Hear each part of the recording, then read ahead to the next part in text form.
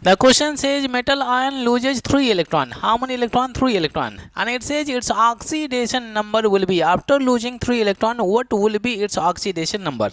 Always keep in mind, increase in oxidation number is always oxidation reaction. Increase in oxidation number is always oxidation reaction. And in oxidation reaction, there is always loss of electron is there. Loss of electron. Okay? Loss of electron is there. For example, now let's say if I say sodium is there, and if it is losing one electron, then it will carry one positive charge.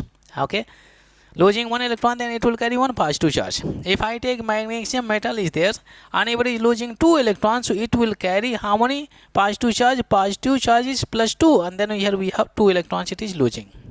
Okay, so you can see, as a metal is losing electron, its positive charge is increasing. Okay, positive charge is increasing. You can see it is losing 1 electrons, 1 positive charge. It is losing 2 electrons, it is having 2 positive charge. Similarly, in this case, you can see this metal is there, it is already having +3 charge. Okay, and further it is losing how many electrons? 3 electrons. So 3 more positive charge will come.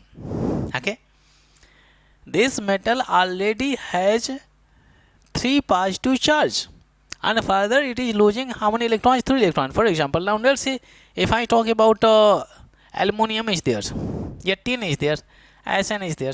Okay, Sn2 plus is there, Sn2 plus. This tin already has +2 charge, and further if it is losing 2 more electrons, then its charge will become 4 plus. Okay, further it is losing 2 more electrons, then we can mention 2 electron is there. Okay, so you can see 2 electrons, the further +2 charge increases.